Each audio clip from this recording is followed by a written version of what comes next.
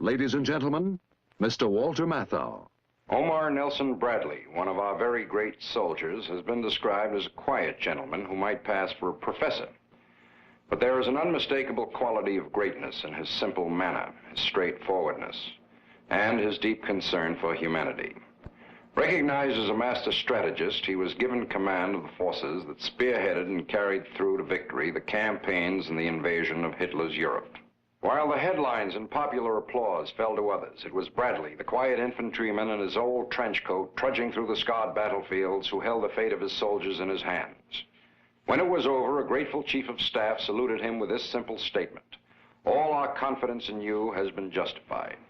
It is with great pride that we present the story of General Omar Nelson Bradley.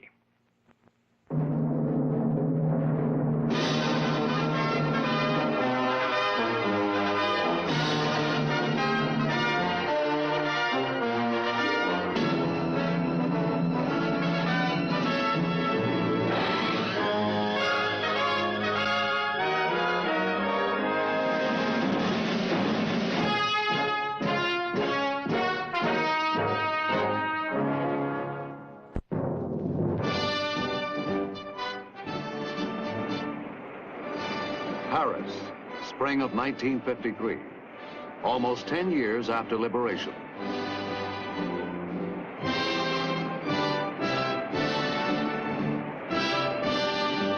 Flags of many nations stand in harmony at the Palais de Chaillot.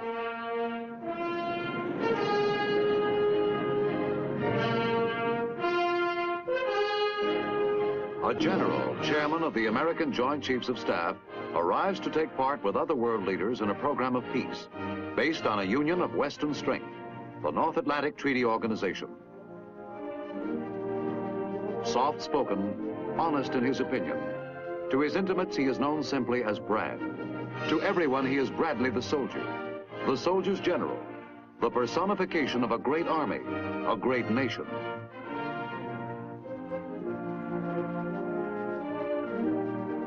With all that he stands for, this man has no sense of destiny in his makeup. He never had it. Even when he moved along the broken paths of mankind's greatest war, he moved as a soldier, with a soldier's determination.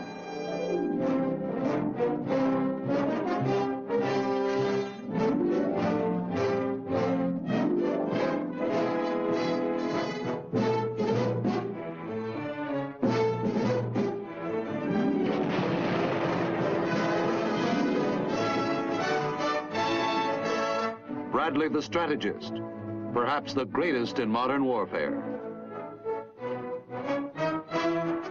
Bradley the man of quiet dignity, but he had a punch that packed a terrific wallop. He smashed ahead with a force of almost 1.25 million men. No American general ever had exercised direct field command over so many combat troops.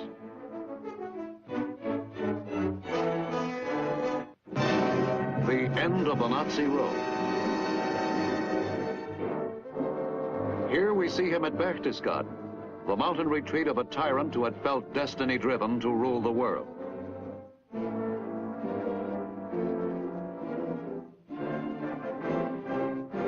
With a soldier's determination, Omar Nelson Bradley had won a brilliant campaign.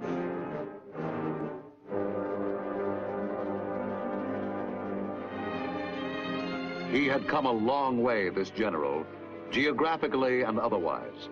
From the heart of America, from a state that had known many famous Americans: Mark Twain, Champ Clark, George Graham Best, General Pershing, President Truman.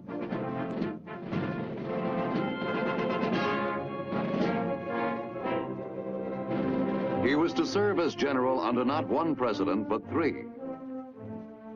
In addition to Harry S. Truman, seen here at Potsdam, Germany, there was Dwight D. Eisenhower, his former wartime chief, and wartime President Franklin Delano Roosevelt. 50 miles from the Missouri River, on the birthday of Abraham Lincoln, Omar Bradley was born into the home of a poorly paid country schoolteacher. The year was 1893. In country such as this, he learned to fish, hunt quail, became an expert marksman.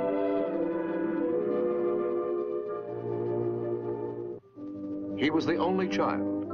The name Omar came from a family friend, not the Persian poet.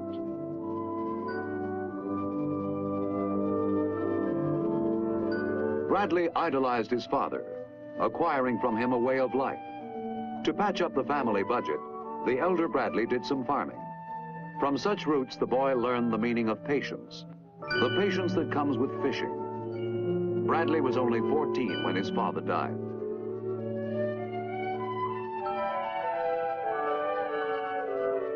After high school, what? It was hard to say. He sold newspapers, worked at the Wabash Railroad shops at 17 cents an hour. But a Sunday school teacher suggested West Point. And West Point it became, the United States Military Academy. Here had studied Lee, Grant, Pershing. The class of 1915, Brad's class, was to furnish 56 generals. One could say of Bradley, as quiet as the Hudson, a trait that was duly noted by his class biographer. True merit is like a river. The deeper it is, the less noise it makes.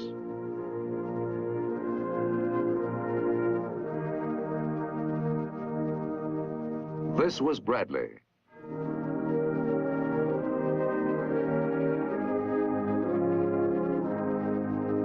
And they wrote further of him. His most prominent characteristic is getting there. Just how much prophecy was in this remark? Let us see.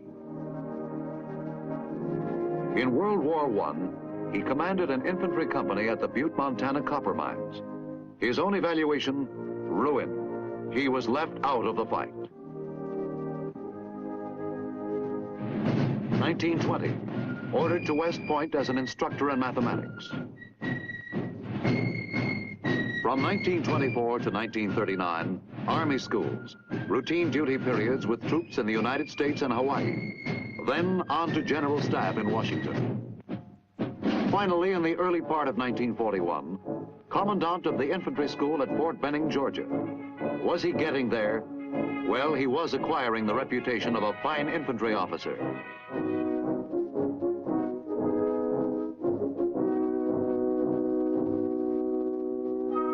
There wasn't a thing these men did that Bradley couldn't or wouldn't do, for he had great physical endurance.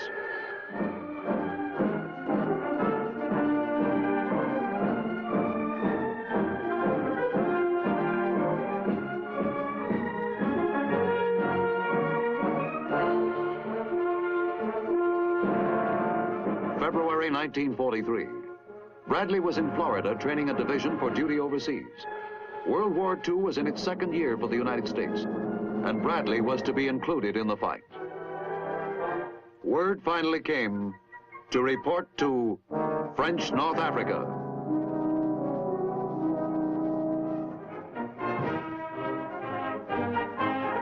For the first time in 32 years as a soldier, Bradley was off to war, selected by Chief of Staff General George C. Marshall, who had been watching this great infantryman for years.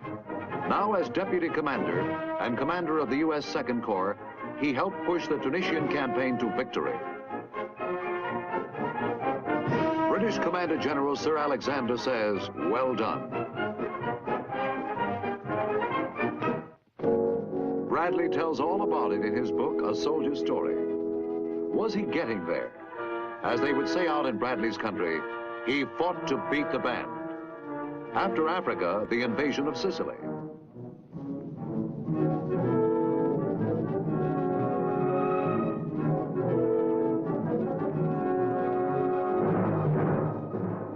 Bradley took Second Corps into Sicily under General George S. Patton's command. Plans for the Channel assault on France were well underway when General Marshall sent word to Eisenhower, "My choice has been Bradley." He meant for Bradley to lead the American forces for the great Normandy invasion, Operation Overlord.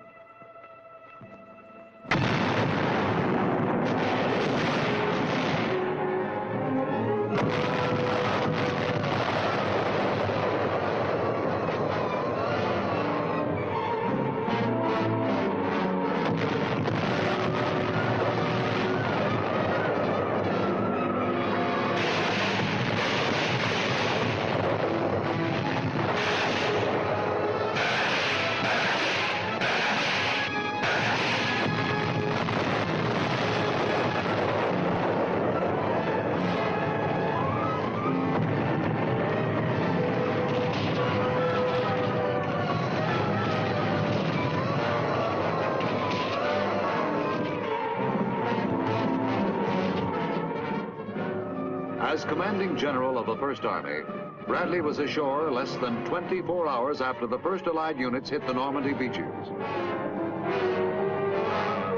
The Battle of Europe was to be a doughboys battle, and leading these doughboys was a man who, in the words of General Marshall, was fit for any command in the Army.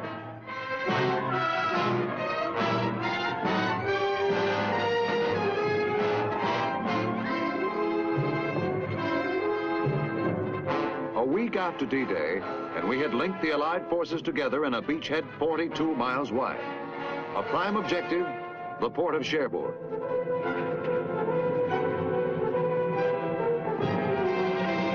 As Bradley's First Army pushed ahead, happy Frenchmen began to breathe the first fresh air of liberation, and we began to feel at home.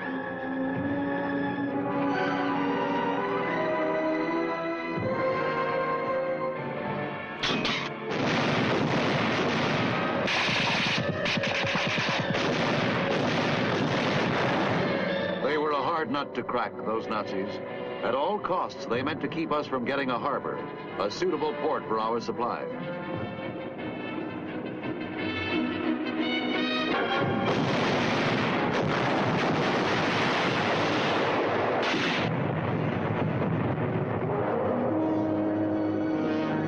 Nazi commanders now felt the power of Bradley's punch. For once Bradley made up his mind, he moved swiftly, relentlessly. Was he getting there? Following the Battle of Saint-Lô, he headed the 12th Army Group.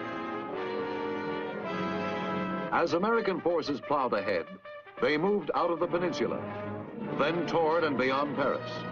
43 divisions were to be deployed under Bradley's command. The 12th Army Group included General Courtney H. Hodges' First Army, General George S. Patton Jr.'s Third Army,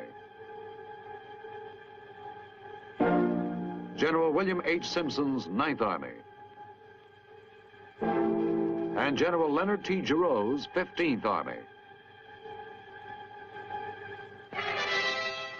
No sit-back-at-headquarters type of general, Bradley inspected a battle in person, traveling in an ordinary jeep.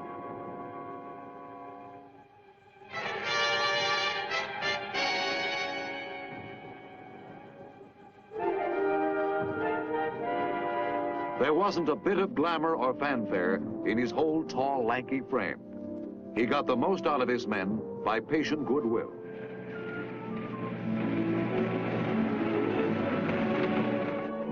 He knew every division commander by his first name. When an officer performed as he expected him to, he gave him a free hand. When he hesitated, he tried to help him. And when he failed, Bradley relieved him, and all respected him. Even Patton, Bradley's chief in French North Africa and Sicily.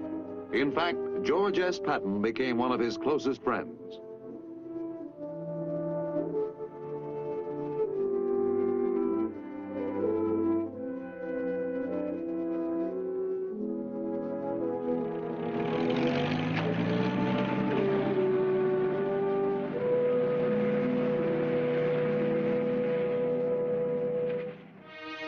What did Bradley think of the boss, and vice versa? There was a mutual trust. Stout-hearted and confident of result was the way the chief described Bradley.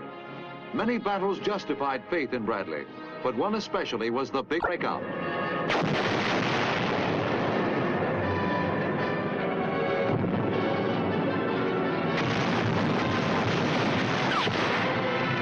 The battle for Saint-Lô and the breakthrough from the peninsula. One of the most decisive battles of Bradley's military career. The breakthrough cracked the back of the Nazi Wehrmacht. Bradley had created it, planned it down to the last detail.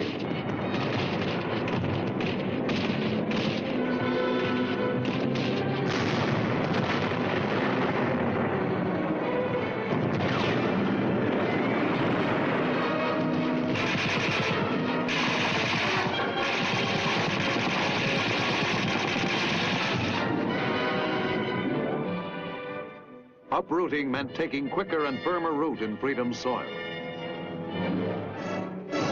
Out came our armies. The way was open, the way to Paris.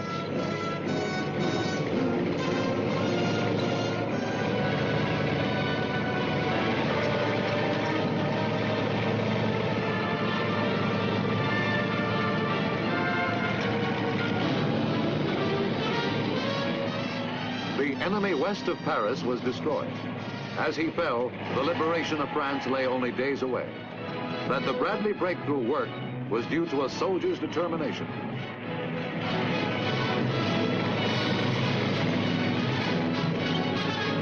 Our hopes now ran high for a quick end to the war in Europe.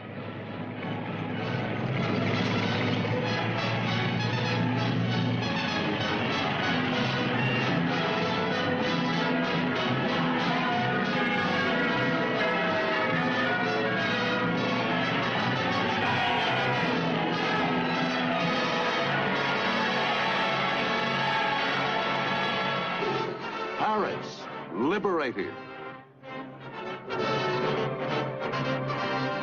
Bradley could have gone into Paris himself, but the quiet man from Missouri was not built like that.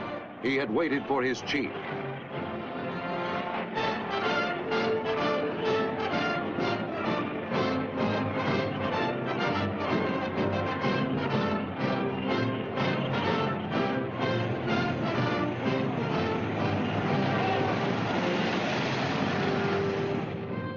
A liberated nation honored him.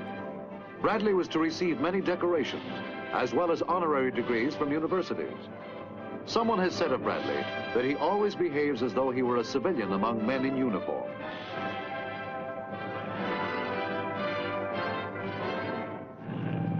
Even as Paris celebrated, something was happening. After the fastest blitz of modern war, we had to apply the brakes. Logistics, that age-old problem of supplying a mighty fighting force on the offensive, had run into difficulties. We had lost momentum.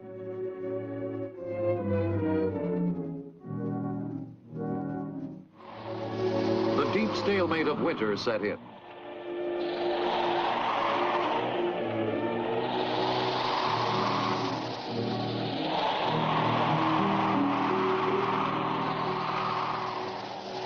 Then, quite suddenly, counterattack, the Battle of the Bulge, the greatest crisis in Bradley's military career.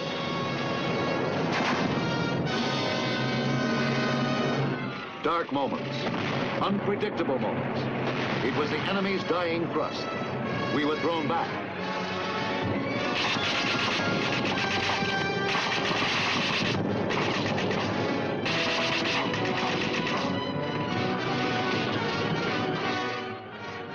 Even when the enemy was a few miles from his headquarters, Bradley refused to move back. He reasoned such a move could destroy confidence. Your identification, General.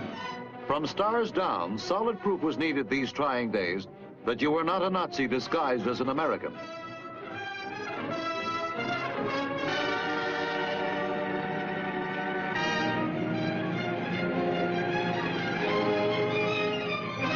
The Battle of the Bulge over, the Rhine soon came into view.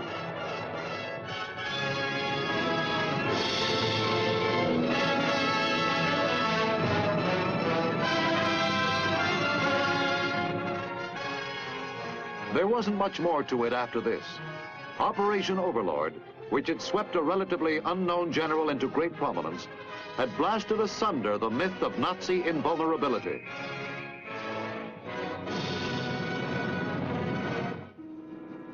From the Omaha beachhead to Berlin, a stunned enemy wondered how it could have happened.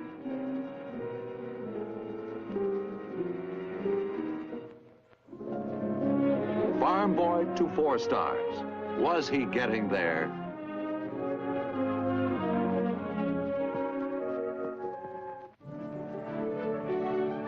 True to American tradition, the job helped make the man, and the man made history. And he never once lost his humility.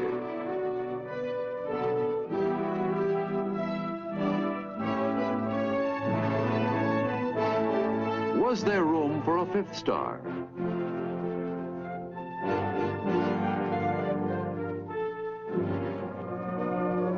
With a soldier's determination, but no. with the determination of a man enjoying the softer moments of peace. Bradley, a top-notch golfer, scores high on the fairway.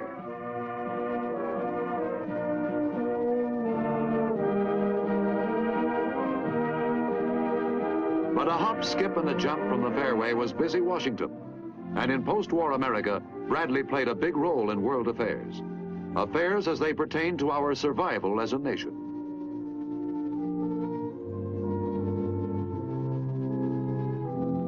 We see him here in the fall of 1948 as Army Chief of Staff. Prior to becoming the Army's chief, he had spent 2 years as Veterans Administrator. With him are Air Chief Hoyt Vandenberg and Navy Chief Louis E. Denfeld.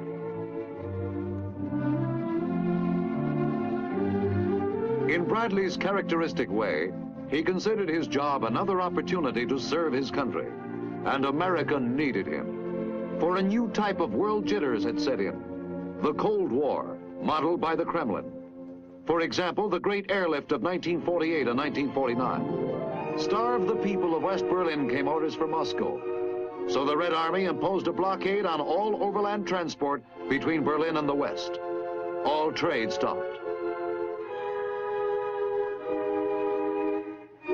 Industrial paralysis threatened West Berlin. But not for long. The air was still free, and from the free nations poured fabulous supplies for the people of West Berlin.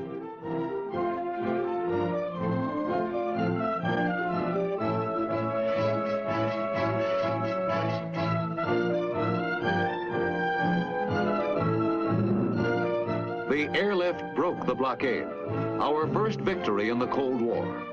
This type of war called for a reassessment of our military objectives. And that's where Bradley fit into the picture. He became a globetrotter, a sort of soldier diplomat. Here we see him arriving in Germany. His mission, to discuss plans for collective security with member nations of the North Atlantic Alliance. This was to be insurance against aggression by Soviet Russia.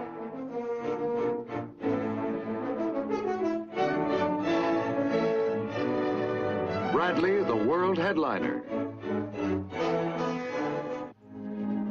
The story of Omar Bradley would not be complete without mentioning the former Mary Elizabeth Quayle, who married Bradley a year after his graduation from West Point. Here she watches Bradley being sworn in as chairman of the Joint Chiefs of Staff by Defense Secretary Johnson.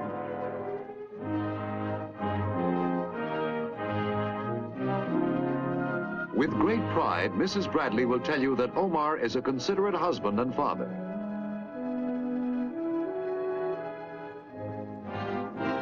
As chairman of the Joint Chiefs, America's top soldier took his seat at the first meeting of the Defense Committee of the North Atlantic Treaty Organization held in Washington.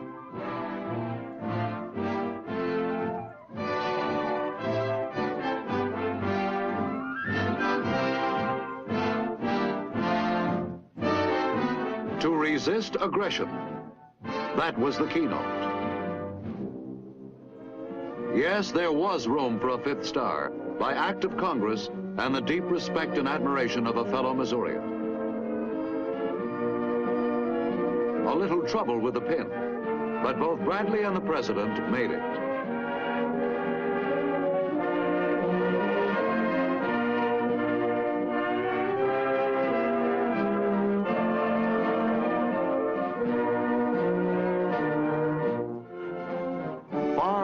To frequent visitor at the White House.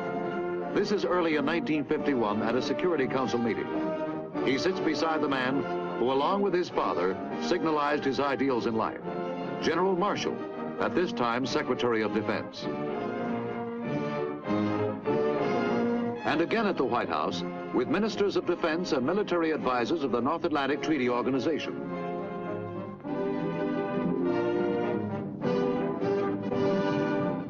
Bradley paid almost 300 visits to the White House, many of them to brief the president on the progress of the war in Korea. Again, he visited war rooms, this time under the banner of the United Nations. As a global military strategist, Bradley believed that we should not press our military advantage too far in this one area of communist aggression. fighting raged from June 1950 to July 1953.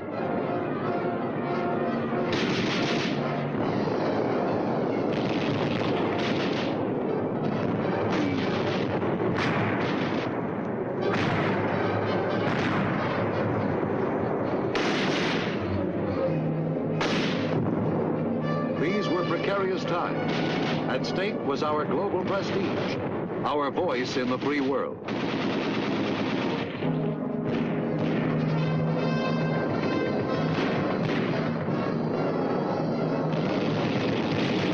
This war by satellite, was a new type of Soviet aggression, where the Kremlin directed a conflict in the front yard of Korean homes.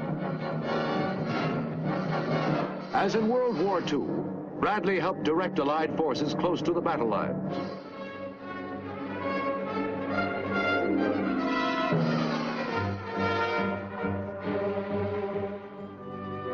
And so it came to pass, from the year 1915, a West Point classmate of Bradley's, Ike by name, went places too, becoming President of the United States. He is playing host here to our top soldier of the nation and other members of the class of 15. Time, May 1953, shortly before Bradley's leaving active assignments.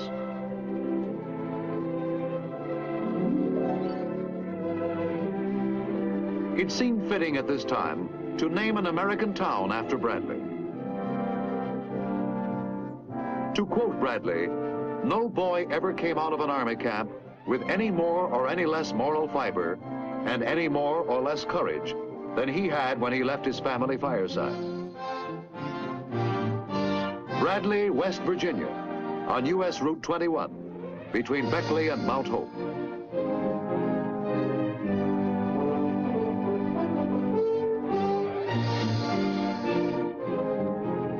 Did he get there? Well, seems like there's more to do. Mission, to help in military reorganization.